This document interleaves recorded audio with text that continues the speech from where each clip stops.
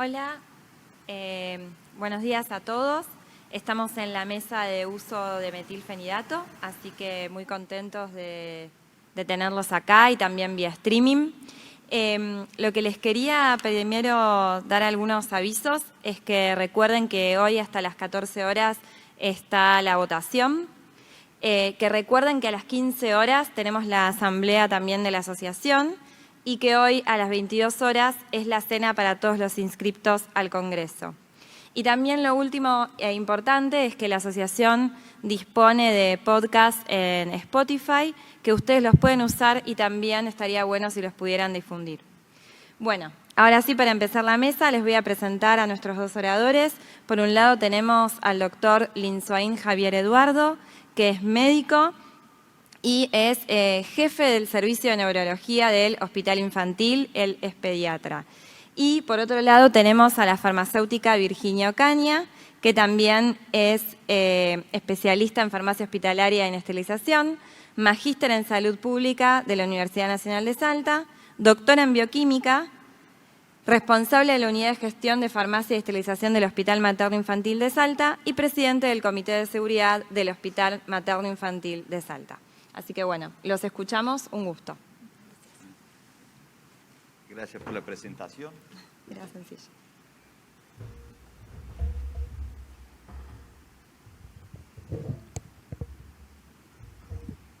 Hola, buenos días.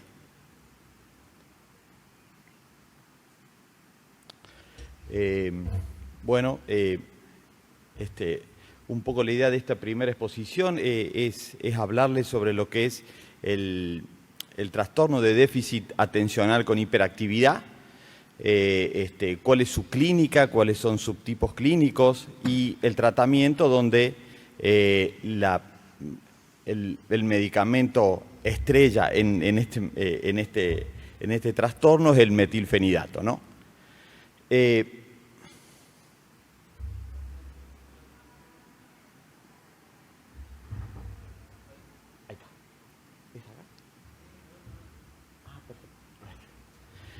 Bueno, esta es una consulta muy frecuente entre nosotros los neurólogos infantiles, el niño hiperactivo, ¿no?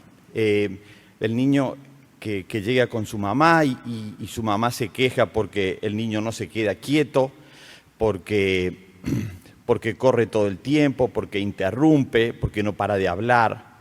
Es también, y muchas veces viene con quejas de la maestra, del jardincito o a veces hasta de la guardería cuando son muy chiquititos, ¿no?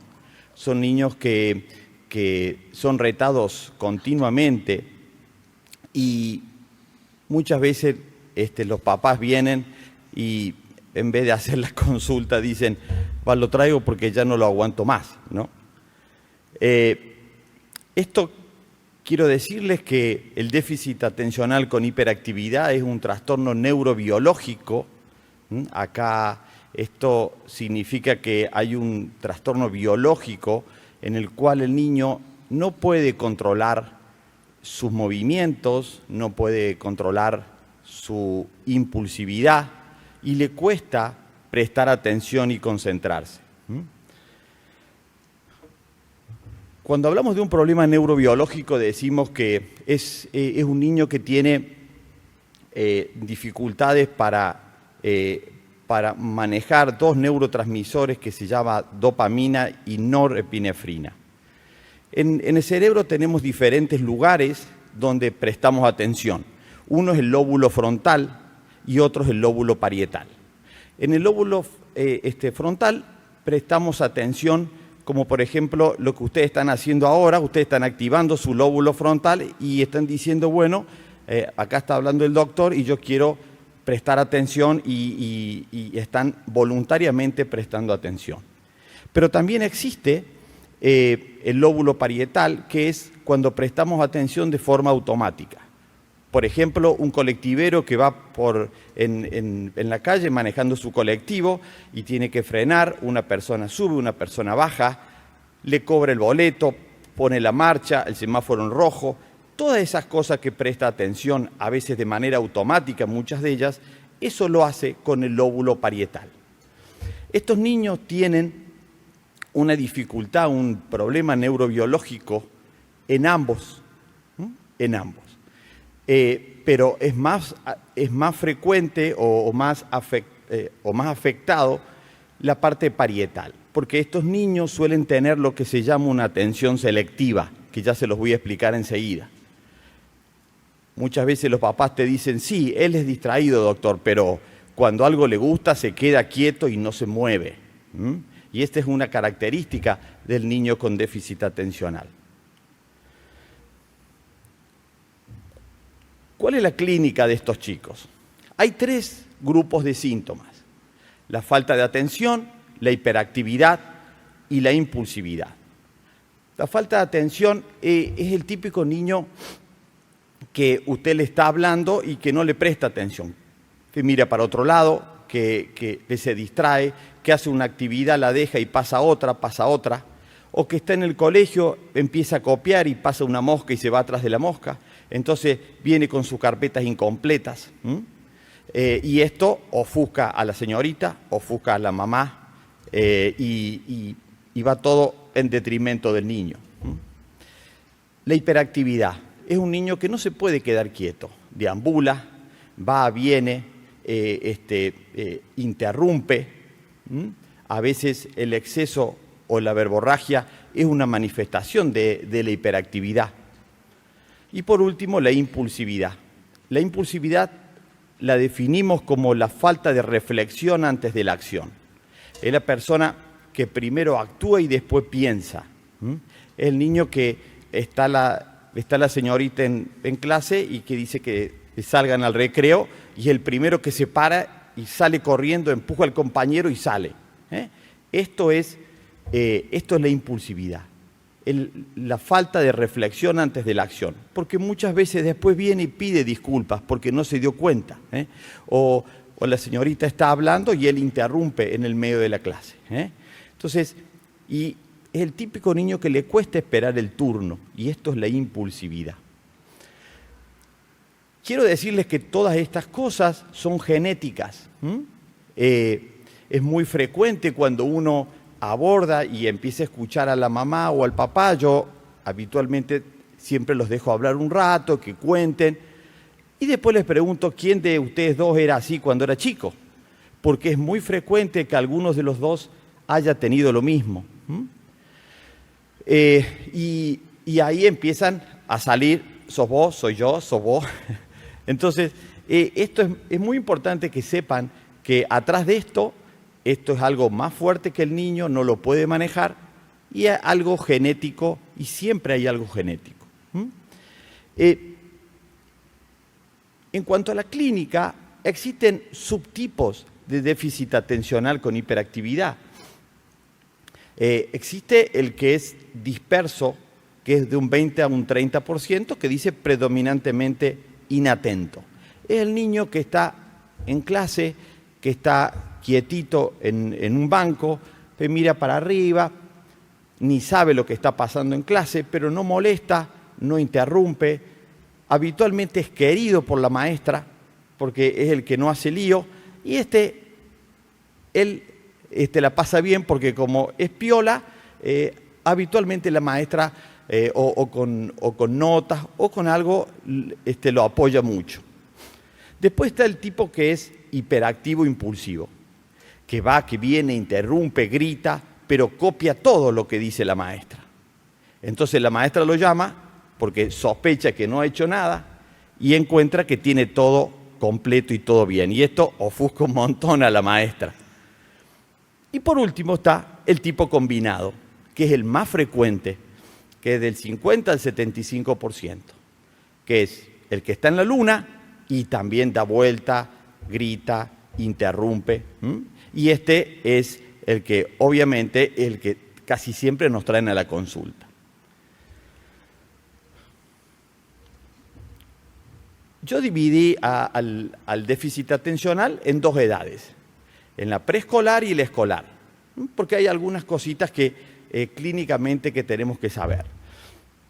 El preescolar, entre los 3 y los 5 años, es el niño que es terriblemente inquieto, pero como no va al colegio, acá no sabemos si presta atención o no, pero ya a los 3 o 4 años la mamá lo trae porque ya le da miedo la actividad que tiene este chico. Es un niño que no para un minuto, a veces también son niños de dormir poco, y los padres se quejan porque duerme 3 o 4 horas y cargó las pilas como para estar 2 días corriendo. A veces son un poco agresivos y es por su impulsividad. No es porque sean niños malos, sino es porque son impulsivos y por ahí son mano larga. Son chicos temerarios. El típico niño que la abuela está tejiendo, le va a sacar una aguja y la va a meter en un enchufe. O el papá está cambiando un foquito de luz y se va a subir a una escalera cuando el papá se dio vuelta. Entonces, son niños que son muy curiosos, son muy inquietos y muchas veces sufren muchos accidentes. Y es por eso que yo hablo mucho con la familia, con estos niños, que hay que cuidarlos mucho, porque a esta edad uno no puede hacer más que cuidarlos, porque son niños realmente temerarios. Y tienen a veces su genio, cuando uno dice que no a algo, se ponen en contra y hacen rabietas importantes, ¿no? Entonces, este tipo de niños, como les voy a mostrar acá, por ejemplo, son chicos que en la columna azul ustedes van a ver los niños con déficit atencional hiperactividad y en la celeste el grupo control. Fíjense, por ejemplo, en una que dice lesiones siendo peatón, como la columna azul es más alta que el grupo control. O traumatismo de cráneo, o internación, a veces las internaciones a la UTI, como es la última columna. Estos niños sufren accidentes por su hiperactividad. Y el otro grupo de niños, les decía, son que van desde los 6 años hasta los 11 años. Son niños que la clave de esto es su bajo rendimiento escolar. Y siempre vienen a la consulta porque no anda bien en el colegio. ¿Y por qué no anda bien? Y un poco por lo que decíamos hace un rato. Empieza a escribir y pasa una mosca y se va atrás de la mosca. Es un niño que no completa todo lo que le dicen porque deja las cosas a la mitad. O por ahí, un montón de veces la mamá dice, doctor, yo estuve anoche o ayer a la tarde con él haciendo las tareas, él las hizo perfectamente y sabía todo para la prueba, pero fue a la prueba y se sacó un nosati. ¿Y por qué? Y bueno, porque empezó a escribir y se distrajo con un compañero o se paró a sacar punta, porque es otra de sus manifestaciones de hiperactividad, sacan punta, empiezan a escribir en una hoja y cambian la hoja y siguen una hoja más tarde. Entonces los papás te dicen, mire doctor, es un caos su cuaderno, porque es disperso, empieza y sigue por cualquier lado. Estas cosas muchas veces le produce al niño dificultades sociales, porque el niño inquieto que interrumpe, la maestra habla y él grita, entonces hace que la maestra lo rete y que sus mismos compañeros a veces dicen, bueno, basta, che, quédate piola, ya cállate porque no escucho, o quédate quieto que no puedo copiar. Sus mismos compañeros a veces se ponen en contra de él. O, como me cuentan un montón de papás, que él va a buscar a su hijo al colegio y los compañeritos salen y le dicen, hoy Pedrito se portó de terror. O sea, sus mismos compañeros lo acusan. Todas estas cosas producen en estos niños una baja autoestima. Y esta baja autoestima es algo muy importante en el niño con déficit atencional hiperactividad, que hay que trabajarlo y como ya vamos a ver enseguida en cuanto al tratamiento, es un tratamiento que es multidisciplinario. Entonces, en este gráfico vemos cómo los niños con déficit atencional que no reciben un apoyo adecuado tienen fracasos a nivel académico. por ejemplo, el 46% repiten al menos un año en el colegio primario. Bueno, ahora con las nuevas leyes es como que no se puede repetir de grado, ¿no? Pero sí están atrasados. Miren, el 29% no completan la secundaria y un 10% son expulsados del colegio. Son chicos que migran de un colegio a otro por su conducta, por su hiperactividad y por sus impulsos. En conclusión, tenemos que un 25 a un 70% tienen problemas en su aprendizaje. El 90% tiene un pobre desempeño escolar. Pero quiero decirles una cosa, son niños inteligentes. Lo que pasa es que su dificultad para atender les afecta su aprendizaje. Pero si ustedes están al lado de él y se ponen con él es un niño que tiene capacidad para atender. Algunos de estos chicos pueden tener algunas dificultades escolares, como la dislexia o la discalculia. Hay un grupo de chicos también que por este rechazo que tienen pueden tener conductas antisociales. A veces son tan rechazados por su entorno que hacen una conducta antisocial. Y hay obviamente un gran estrés entre los padres y entre los hermanos. El tratamiento de esto es interdisciplinario. Acá necesitamos que la escuela sepa que el niño tiene este diagnóstico. Acá hace falta un gabinete, digamos, con terapeutas, la familia y el médico.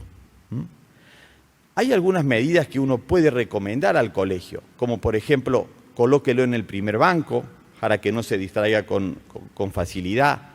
Trate que la maestra pase a cada ratito y que le toque el banco. Trate de, en vez de dar una tarea toda completa, de fraccionarla. Por ejemplo, si la maestra tiene que dar una tarea como en este texto, subraye los sustantivos con rojo, los adjetivos con azul, los artículos con verde y después ordénelos alfabéticamente. Esa consigna para un niño con déficit atencional es terrible. Es el caos para él, porque la verdad es que no sabe por dónde empezar. Lo que hay que hacer es decirle, miren, ponga con rojo los sustantivos y yo ya vengo a controlarlo. Entonces el niño lo va a hacer. Después los artículos y uno lo fracciona y ahí uno se da cuenta que realmente el niño sabe. Un niño que tiene un déficit atencional y va a una prueba de matemática y le ponemos 20 cálculos, iba a ser 1 o 2. Pero si le ponemos 3 cálculos y evaluamos si sabe sumar, restar y multiplicar, ahí lo vamos a poder evaluar. Por eso es muy importante que el colegio sepa el diagnóstico del niño. En cuanto a las terapias, obviamente, la psicopedagogía, porque si hay una dislexia, una discalculia, tiene que estar presente la psicopedagoga, una psicóloga para trabajar el autoestima de estos niños y a veces el mal funcionamiento que hay en la familia o con sus padres, a veces también este rechazo social que suelen tener. A veces son chicos que tienen antecedentes de alguna dificultad en el lenguaje, entonces ahí incorporamos una fonoaudióloga y suelen también tener dificultades en su motricidad fina. Son niños que suelen tener lo que se llama disgrafía, que es letra parecida a los médicos. Pero bueno, como estoy entre farmacéuticos, que ustedes son grandes descifradores de letras horribles, entonces estamos tranquilos. Entonces, hay un grupo de personas que tiene que estar atrás de este niño y que saber el diagnóstico de este. Y en cuanto a los fármacos que usamos para estos niños, el metilfenidato y existe otro que es la atomoxetina. El metilfenidato es un medicamento viejo, desde el año 1957, hay varios nombres que están en el mercado, ustedes lo conocen mucho mejor que yo, Rubifen, Ritalina, metilina, en fin. Es el que más utilizamos nosotros. Habitualmente comenzamos con una dosis bajita, que es más o menos 5 miligramos por día, y que lo vamos subiendo un poco en respuesta al niño. Una vez que administramos el metilfenidato, a la media hora ya comienza a hacer efecto. Habitualmente explicamos a la familia que hay que darle la medicación unos 20 minutos a 30 minutos antes de que toque el timbre, para que el niño entre ya con el metilfenidato en sangre y puede estar más atento, más tranquilo, que se pueda concentrar más en las tareas escolares. Hay dos escuelas, una que le dan solamente para el día que va al colegio y hay otros que lo dan absolutamente todos los días. Eso creo que depende mucho de cada niño. Hay niños que solamente con darlo para ir al colegio es suficiente. Acuérdense que a las 4 o 5 horas ya dejó su efecto y bueno, y lo hizo pis y se acabó el metilfenidato en sangre. ¿Y qué mejora el metilfenidato? Su hiperactividad, o sea, disminuye la hiperactividad, aumenta la atención, disminuye la agresividad. Como está más atento, hay una mejoría en la memoria. Es otra de las cosas que los papás te dicen, no tiene memoria, pero lo que pasa es que no presta atención, porque está disperso. Pero cuando puede prestar atención, ahí se acuerda de las cosas. Y acuérdense lo que les dije recién, estos chicos tienen una atención selectiva. Si algo les gusta, ellos van a prestar atención y van a saber absolutamente todo lo que pasa con lo que ellos quieren. Y si no les interesa tanto, bueno, seguramente no van a saber ni de qué se trata lo que están hablando. Mejora los impulsos. En cuanto a lo que consultan a veces, porque ellos suelen referir que les duele a veces un poco la cabeza o un dolor de panza, estos suelen referirlo. No es una indicación para que suspendamos el metilfenidato, pero sí, en una de esas, o le damos un paracetamol si le duele la cabeza, o por ahí le bajamos un poquito la dosis, esperamos unas semanas más y otra vez la volvemos a subir a la dosis y no habría ningún problema con esto. Hay algunos chicos que pueden producir irritabilidad y somnolencia y he tenido niños que pueden tener tics por el metilfenidato. Y por ahí cuando tienen tics, esto es una indicación de cambiar por el otro medicamento que les decía recién, que es la tamoxetina.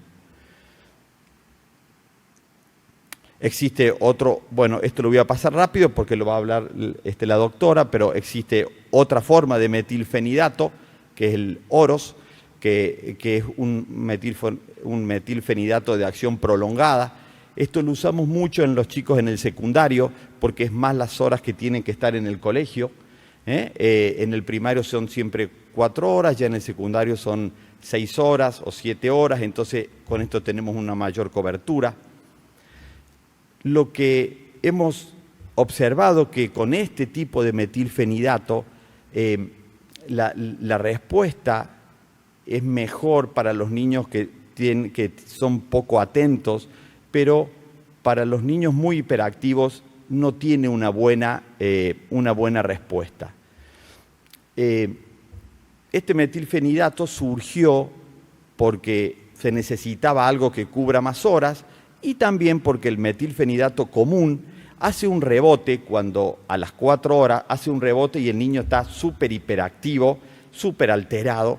Entonces, con esta fórmula que va decreciendo lentamente el metilfenidato, ese efecto rebote se logra subyugar. Y por eso nació este metilfenidato. Habitualmente, como les decía, en algunos casos que los chicos que son un poquito más grandes, ellos mismos dicen, doc, mire, esa pastillita que me daba antes a mí me hace mejor, porque yo me puedo concentrar más. Ellos mismos se dan cuenta, es muy idiosincrático. Hay algunos chicos que me dicen que con el común andan bien y otros que prefieren de acción prolongada, ¿no? Ellos mismos sienten la diferencia. Bueno, esto es lo mismo que decía recién. Estas son las presentaciones que ustedes las conocen mejor que yo porque son farmacéuticas. Y el otro que les quería hablar es la atomoxetina, que es una alternativa cuando con el metilfenidato tenemos algunas respuestas, como por ejemplo los tics o la irritabilidad. La atomoxetina es una opción, es un antidepresivo. Antiguamente era un antidepresivo que se pasó o que lo estamos utilizando ahora para el déficit atencional. Se comienza con una dosis muy bajita, se da una sola vez por día y tiene 24 horas de cobertura. Hay algunos niños que responden muy bien a esto, pero no responden tan bien como el metilfenidato. Yo creo que en mi experiencia la medicación de elección para el TDAH es el metilfenidato y si no funciona usar esto.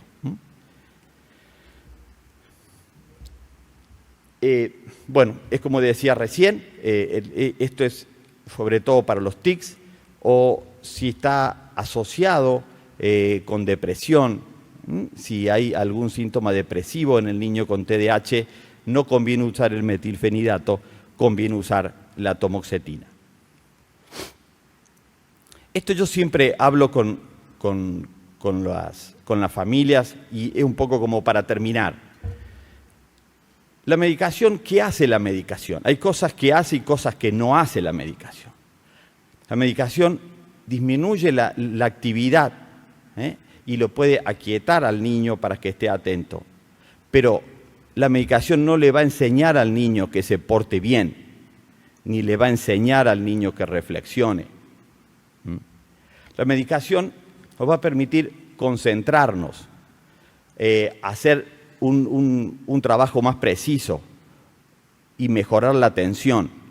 Pero necesitamos una maestra, una mamá, una psicopedagoga, una psicóloga que le enseñe destrezas sociales, que le enseñe, digamos que hay que poner un horario para hacer los deberes y para trabajar y para estudiar y hay otro horario después para jugar. Estas son cosas que hay que explicarle a estos niños porque ellos son pura energía y no tienen esto. Entonces hay que acomodarlos con esto. El metilfenidato o la atomoxetina un rato los va a ayudar, pero si no hay esta otra parte, no sirve de nada la medicación. El metilfenidato va a ayudarnos a disminuir los impulsos, pero no va a enseñarnos a manejar los sentimientos. Estos niños muchas veces son niños tristes porque son niños rechazados por su entorno, por su hiperactividad y por sus impulsos y tienen una baja autoestima. Entonces, el apoyo psicológico para ellos es fundamental. Es muy importante también el motivar al niño. A estos niños siempre se les dice, está mal, está mal, está mal, está mal. Siempre. Un niño va con TDAH, va al colegio y que viene con las cosas a la mitad. La maestra agarró su cuaderno, le pone una carita triste.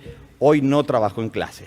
Va a su casa y su mamá dice, Pedrito, hoy tampoco trabajaste en casa. Cuando venga tu papá yo le voy a contar. Entonces ya va 2 retos con la mamá, viene el papá, Pedro, otra vez no trabajaste en clase.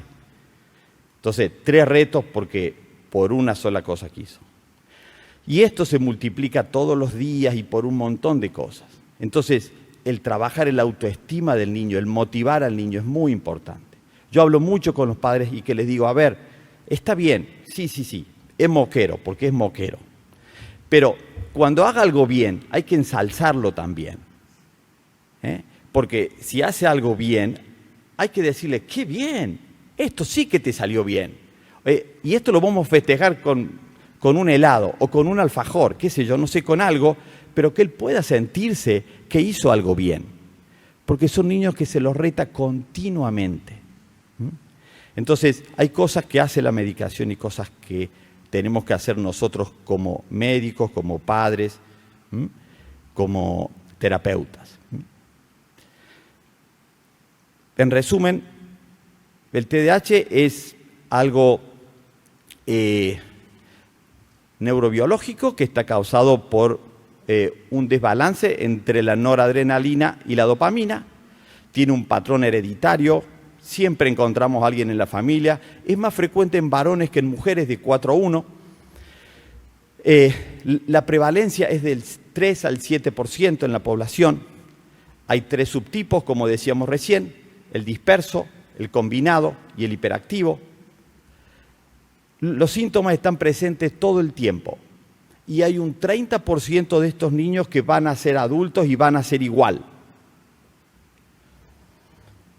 Esto genera dificultades en el colegio, en el trabajo, en el entorno familiar y social. Y si una persona no recibe el tratamiento adecuado, está imposibilitado de poder desarrollar su verdadero potencial intelectual. En algunos casos de sufrir alguna lesión severa, accidentes de tránsito. Estos adolescentes que van en la moto y que quieren pasar a otro y que quieren pasar a otro. A ver, esta impulsividad muchas veces es como les mostraba en el gráfico, terminan en un accidente, en una UTI. Entonces, bueno, esto es lo que les quería comentar. Muchas gracias.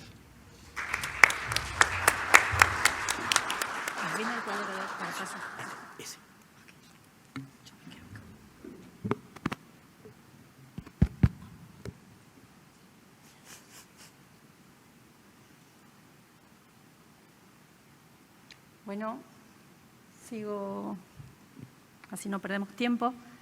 Primero que nada, agradecer a la asociación por invitarme.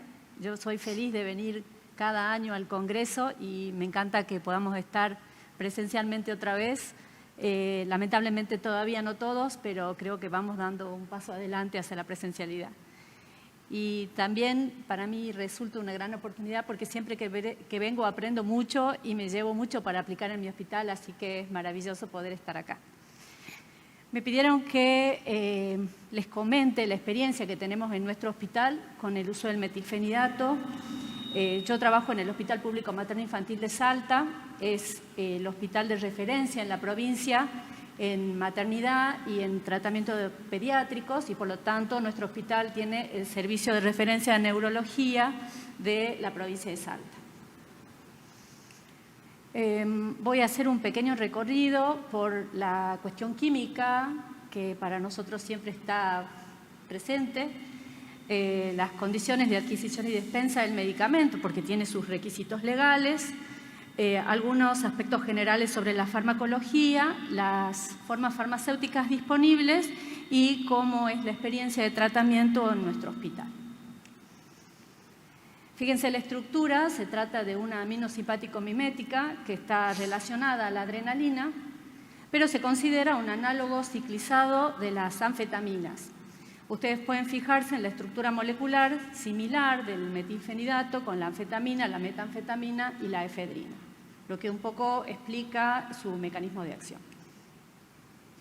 Se trata de un psicotrópico lista 2. Esto significa que para adquirirlo necesitamos confeccionar los vales correspondientes de psicotrópicos y para la dispensa se requiere la confección de las recetas oficiales por triplicado. Es un producto que tiene mucho control. A nivel internacional se hacen los informes trimestrales de consumo y según estos informes se registra desde el año 1990 hasta el año 2013, que está publicado, un aumento sostenido en el consumo del medicamento. En el caso de la Argentina, nosotros importamos la droga para la elaboración de la especialidad y la especialidad se exporta, se consume internamente y también importamos desde Brasil.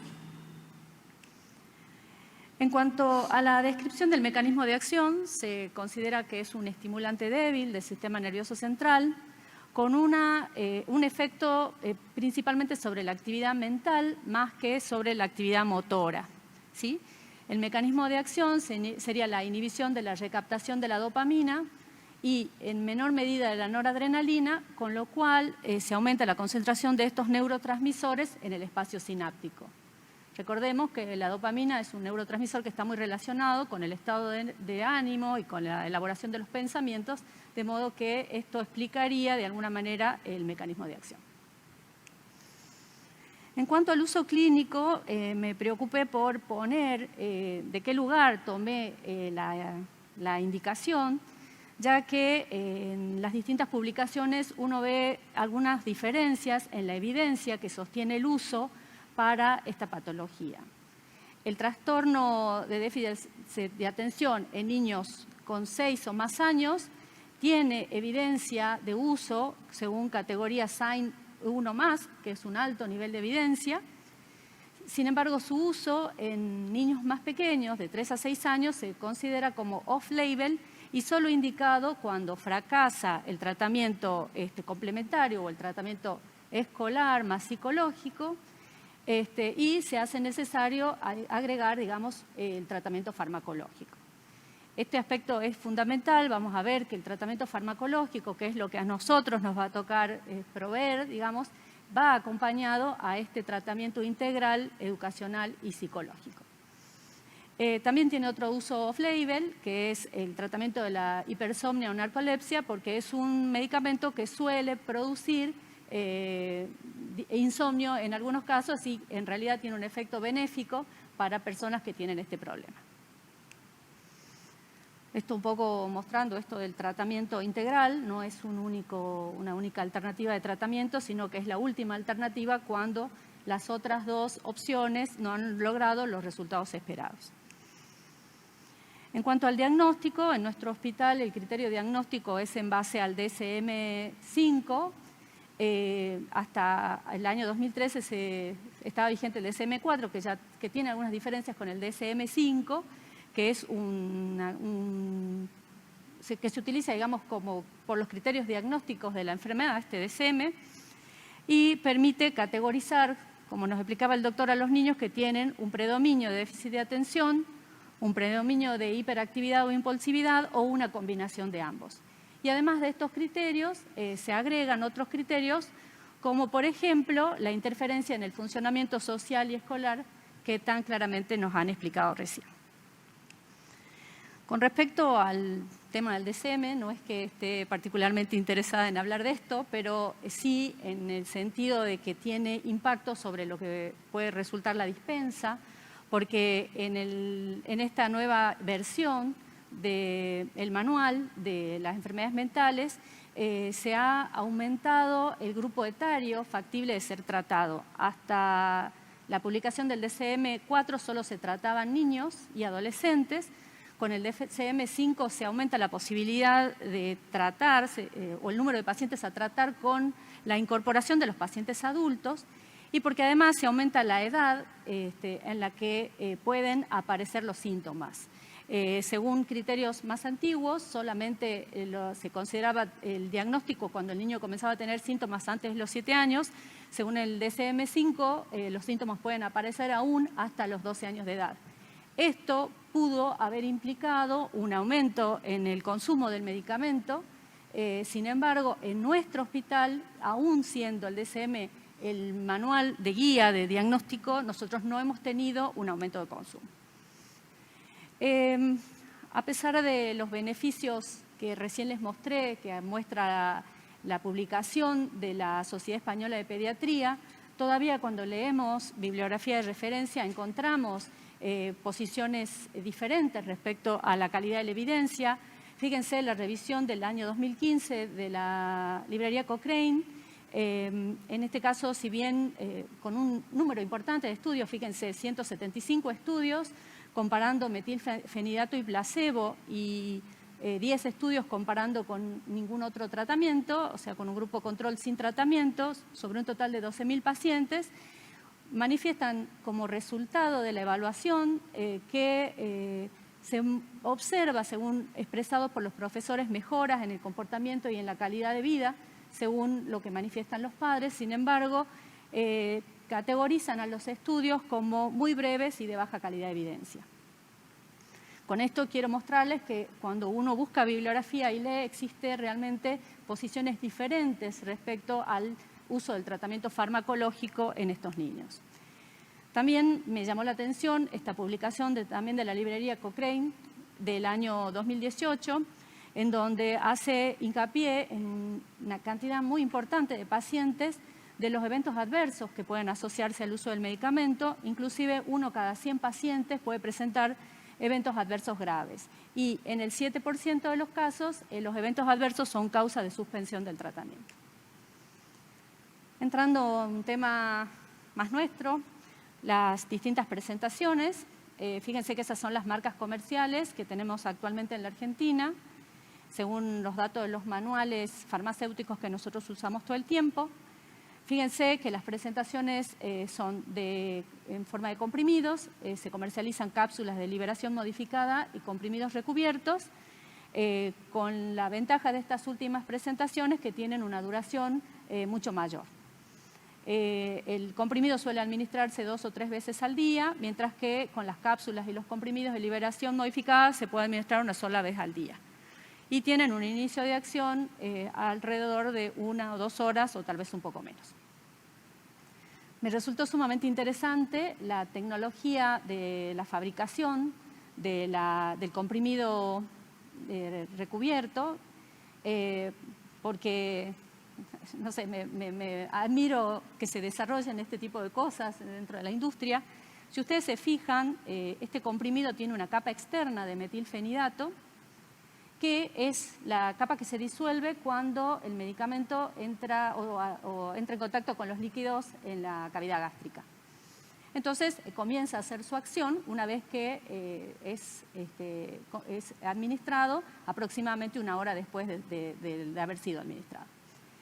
Y después, este comprimido tiene una membrana semipermeable y 3 compartimentos internos. El compartimento inferior tiene una sustancia osmóticamente activa y después tiene 2 compartimentos, el amarillo con una concentración de metilfenidato y el azul con otra concentración algo inferior de metilfenidato. Después que se ha liberado o se ha disuelto esa primera capa de metilfenidato, el agua ingresa por la membrana semipermeable, por acción de la sustancia osmóticamente activa del compartimento verde, y esto hace que se vaya produciendo una expansión y una liberación del metilfenidato por un pequeño poro que está fabricado, digamos, con un láser en uno de los extremos del comprimido. Con eso se logra una cinética, como la que ustedes ven marcada con rojo en el gráfico. Hay fíjense, como un primer pico que corresponde a la liberación de la capa externa, y después se logra una nueva liberación que permite una concentración sostenida en el plasma. En la otra línea, en la gráfica, lo que vemos es la necesidad de administración de nuevos comprimidos para lograr una concentración sostenida en plasma. Simplemente, esto ya lo dijo el doctor, las dosis se aumentan gradualmente, se pueden llegar a dosis de 30 miligramos en los niños más pequeños, hasta 60 o inclusive para adolescentes grandes de mayor peso se llegan a dosis de hasta 100 miligramos, como dosis realmente elevadas. En el caso de los comprimidos recubiertos, la dosificación es diferente, vienen de 18, 36, 54 miligramos y se alcanza también como dosis máximas hasta más de 100 miligramos por día. Importante el detalle de que los comprimidos no pueden triturarse ni masticarse para que se mantenga el sistema de liberación programada y se pueden ingerir con o sin alimentos. No me voy a detener mucho en las contraindicaciones que se pueden leer en los prospectos habitualmente, pero sí por ahí tener en cuenta que hay ciertas condiciones que se deben evaluar antes de prescribir este medicamento y de hecho estas cuestiones que se evalúan están como parte de las contraindicaciones para la administración, como por ejemplo los trastornos cardiovasculares o los trastornos cerebrovasculares. Entre los efectos adversos posibles, simplemente mencionar que existen algunos con distintas frecuencias, los más frecuentes cefalea, insomnio y nerviosismo, que suelen durar poco tiempo, pero también pueden aparecer otros, algunos más graves, incluso empeoramiento, por ejemplo, de los tics, y por eso que el doctor comentaba que no es la droga de elección cuando existe este problema, u otros síntomas psiquiátricos. En cuanto al uso del embarazo y lactancia, es una droga de categoría C, debe analizarse el riesgo-beneficio antes de usar en el embarazo y no se recomienda su uso en la lactancia porque al ser una molécula pequeña, tiene una importante concentración en la leche, de modo que no estaría recomendado su uso. En esta diapo solamente les quiero mostrar que existe este screening pretratamiento, se hacen controles periódicos y el ajuste de la dosis, y si aún aumentando la dosis no se logra respuesta o si la respuesta que se obtiene es paradójica, vamos a ver que el paciente va a suspender el tratamiento. Sobre todo en los tratamientos por largo tiempo se suele hacer esta interrupción, sobre todo en periodo de vacaciones. Pero bueno, esto también queda a criterio médico. Las características de del metilfenidato y la atomoxetina, como para destacar, es que la atomoxetina no es estimulante y que tiene un mecanismo de acción similar, pero es mucho más lento en cuanto al comienzo de su acción. Entonces no vamos a poder ver, como en el caso del metilfenidato, una respuesta inmediata, sino que se requiere cierto tiempo de tratamiento como para empezar a ver los efectos benéficos del tratamiento.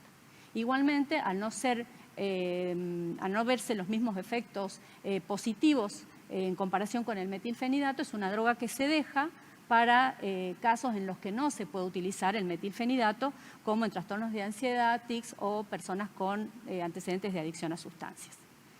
Un poco los datos ya de mi hospital para que vean cuál es la cantidad y el tipo de niños que nosotros estamos tratando. Hice una evaluación de 12 años porque el hospital en el que trabajo es bastante nuevo y nosotros recién trabajamos con pediatría desde hace 12 años, o sea que pude analizar toda la trayectoria del hospital. En ese tiempo se trataron 367 niños, los que nos da un promedio de 30 niños varones al año, frente a un promedio de 6 mujeres por año. El rango de meses de tratamiento ha sido muy variable, si bien el promedio, bueno, puse una mediana porque es muy variable el rango, de 4 meses en varones y 3 meses en mujeres. Hemos tenido pacientes con casi 7 años de tratamiento y 6 años en las mujeres, entre las mujeres. Y un dato que cuando lo hablaba con los neurólogos se sorprendieron es que solamente llevaron una vez el medicamento aproximadamente el 30% de los pacientes. En este caso analizamos las causas de suspensión, pensamos que puede haber un problema de accesibilidad, al ser hospital de referencia y trasladarse mucha gente del interior a Salta, pensamos que estamos fallando en la detección de lo que pasa con los niños fuera, digamos, del ámbito de la capital. Esto es un tema para analizar. Y después el hecho también de que haya tanta bibliografía y tanta información tal vez en contra del uso de medicamentos en Internet y en todos los medios a los que uno accede hoy en día, que puede ser causa de que los padres decidan suspender el tratamiento. Estas son todas hipótesis, realmente no sabemos cuál es la causa. La relación en nuestro hospital es de 5 varones por cada mujer. Hemos hecho en suma, digamos, 441 tratamientos, o hemos tenido 441 niños en tratamiento en estos 12 años. Eso nos da una tasa de uso muy baja de 1,76 por 1000, si consideramos que tenemos una población que podría haberse tratado en ese rango etario de aproximadamente 250.000 niños. El doctor hablaba de una prevalencia del 3% y fíjense que nosotros no estamos tratando ni siquiera un 0,2% de los niños, o sea que es muy baja la cantidad de población que está recibiendo tratamiento teniendo en cuenta la prevalencia de la enfermedad. Esto aún se vuelve más bajo cuando consideramos que en el hospital no existen muchos psicólogos que hagan tratamiento o psicoterapia cognitivo-conductual, por lo cual muchas veces se recurre a la solución farmacológica porque no existe posibilidad de darle al niño tratamiento psicológico. Para que ustedes vean cómo es el consumo promedio del medicamento, hice un promedio separado de los años 2012 a 2019 con respecto al 2020, porque sabemos que el 2020 fue diferente para todos en las dispensas de la farmacia. Fíjense que realmente enero, febrero y diciembre tienen un consumo mucho menor al resto de los meses del año, coincidente con el periodo de vacaciones, y que en el 2020 ha sido muy poco lo que se ha dispensado, probablemente por este problema de accesibilidad que se aumentó porque no se podía llegar al hospital, no había transporte público, además de que no había colegio, así que todo esto puede haber explicado esta situación. Con respecto al consumo, fíjense el consumo año a año. Yo les contaba que el DSM-5 se publica en castellano en el 2013, perdón, en inglés en el 2013 y en castellano en el 2014. Si bien en esos 2 años sí hay como un mayor consumo, después vemos que el consumo disminuye, o sea que no hay un impacto del DSM a pesar de ser lo que se utiliza como criterio diagnóstico. Y en el 2020 vemos el impacto de la pandemia. Esto nada más que contarles que nosotros para los pacientes crónicos siempre manejamos un carnet que tiene cada familia, en donde se va registrando cada vez que se dispensa el medicamento y en qué fecha tiene que volver a retirar la entrega del nuevo mes. Nos sirve como para seguimiento y para que la misma familia también vaya haciendo el seguimiento de lo que recibe el hospital. Tenemos la suerte de tener todo informatizado en el hospital, tanto los consumos, las compras y también las historias clínicas. Acá simplemente les copié algunas de las descripciones de los neurólogos cuando atienden a estos pacientitos. En algunos casos está escrita cuál es la indicación del metilfenidato, como en este caso. Eso a nosotros nos ayuda mucho a la hora de hacer la dispensación porque de alguna manera uno chequea cómo está tomando el medicamento el paciente. Finalmente, contarles que si hay una droga que nos causa problema cuando hay quiebre de stock, es esta. Es muy frecuente que los padres nos hablen, que no se vayan de la farmacia. Se ve que ellos mismos expresan la dificultad de mandar a los chicos al colegio y este es un mensaje que recibí hace un tiempo de un conocido que también por WhatsApp me decía que el niño no podía ir a la escuelita porque no tenía el medicamento. Simplemente con esto no hemos tenido tantos quiebres de stock, creo que hemos tenido 3 o 4 en estos 12 años, pero contarles que cuando se presenta el quiebre de stock realmente es un problema con los papás de los chicos, ¿sí? Y eso es todo.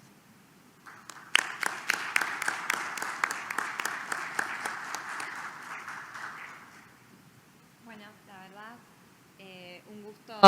Ahí está. Bueno, la verdad, un gusto ambas disertaciones. Yo quería hacerles unas preguntas y también tenemos una pregunta por el chat. Una de las consultas sería, ¿hasta qué edad sería necesario que tomen la medicación y si de adultos los síntomas mejoran?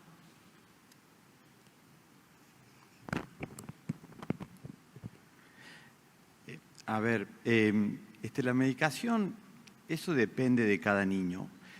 Yo habitualmente indico la medicación y lo cito a control al mes y le mando una nota a la docente explicándole el diagnóstico y lo que vamos a hacer, como para que la docente sepa que el niño, que puede haber un cambio y quiero que también ella evalúe cómo está el niño en clase porque como decía la doctora, o sea, el tiempo de duración son 4 horas, que es cuando un niño va a estar en el colegio.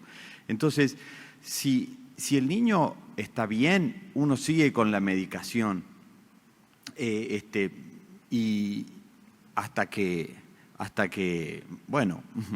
el mismo niño o la familia ven de que no es tan necesario porque está más atento, más concentrado. O sea que no hay una edad hasta que haya que darlo.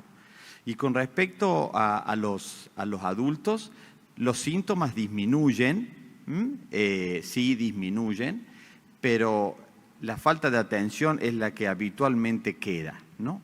Hay un psiquiatra norteamericano que se llama Barclay que ha escrito muchísimo sobre esto y él hace un gráfico cartesiano en el cual dice que con el tiempo la atención aumenta y la hiperactividad disminuye. Entonces, tienen más atención, pero pueden ser dispersos. He tenido situaciones personales con mamás que me han contado cosas de suma dispersión, como por ejemplo que fueron al shopping en el auto y que se tomó un taxi a la vuelta. Y que me trae a su hijo porque tiene un déficit atencional. Y bueno, mamá, hay que partir la Ritalina para los dos, ¿no? Sí. Claro. Entonces, en los adultos sí se ve, habitualmente no son medicados, habitualmente, pero la verdad es que no atiendo a muchos adultos. Y en cuanto al tiempo, doctora, bueno, eso dependerá de cada niño en especial. Solo una pequeña acotación, cuando leía sobre los distintos criterios respecto a hacer la interrupción en vacaciones o no hacerlo, uno de los puntos que ponían como beneficioso de hacer esta interrupción es evaluar al niño para ver cómo está evolucionando sin el medicamento, como para considerar si es conveniente seguir o no utilizándolo. Perfecto. Tengo una pregunta acá vía streaming que dice: doctor, a un niño adolescente con 15 años con diagnóstico por psicólogo reciente, ¿cuál sería el procedimiento o conducta a seguir?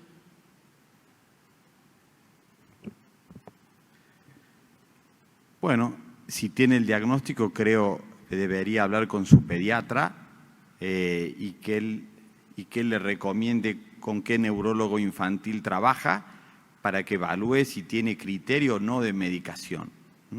Hay chicos que tienen criterio de recibir la medicación y hay otros que no, que simplemente con el apoyo psicológico, con el apoyo de la familia. Hay un libro que es muy lindo que yo siempre se los recomiendo, que es de un psicólogo argentino que se llama Rubén Skandar, que es El niño que no podía dejar de portarse mal. Ese es un libro que describe esta enfermedad y que habla para los padres con técnicas, con maneras de abordarlo. Y es muy interesante, ¿no? O sea, hay que informarse y a esta señora yo le diría que vea a su pediatra y que hable con algún neurólogo antes de tomar ninguna decisión. Perfecto. Yo esto les hago una pregunta, pero porque yo trabajo en terapia intensiva y vi que en uno de los gráficos hablaba de que es alto la entrada a terapia intensiva. Teniendo en cuenta esto, ¿hay alguna recomendación con las drogas de uso habitual en terapia intensiva que pueden interaccionar? O si puede predisponer, por ejemplo, al delirium o algún otro factor que tengamos que tener en cuenta ante el ingreso de este paciente en terapia intensiva. No, doc. Habitualmente el metilfenidato a las 4 o 6 horas ya no está más en sangre, o sea que no habría ningún problema. ¿Y su sugerencia sería en el periodo tal vez seguir con la medicación o suspenderla? ¿En el que está internado? En el que está, supóngase un paciente ventilado. No, suspenderlo. Suspenderlo sí, hasta no. listo. Sí, perfecto. por supuesto. A veces estos chicos con hiperactividad suelen ser refractarios a las benzodiazepinas. Y vos le das un clonazepam, un diazepam y se ponen locos. Bueno, eso está muy bueno que lo diga porque muchas veces cuando se quiere sedación profunda, obviamente se usa opiáceo y benzodiazepina. Por suerte hoy estamos más a una sedación superficial con agonistas alfa-2, pero las benzodiazepinas siguen siendo de uso habitual en muchas terapias intensivas y tal vez si vemos algo paradojal podría ser propio de estos pacientes como para tenerlo en cuenta. Sí, tal cual, doctora. Perfecto. No sé si alguien tiene alguna pregunta. Por vía streaming encontré esa sola. Bueno, si no les hago la última yo. Sí, veo que tiene vida media muy corta, pero ¿genera tolerancia o abstinencia al metilfenidato? No está descrito. No está descrito, no. Perfecto. O sea que el retiro no debería ser... No tiene que ser gradual. No tiene que ser gradual, perfecto. Bueno. Si no hay más preguntas, damos por finalizada la charla. Les agradezco mucho. Gracias. Muy buenas presentaciones. Gracias. Gracias. Un gusto.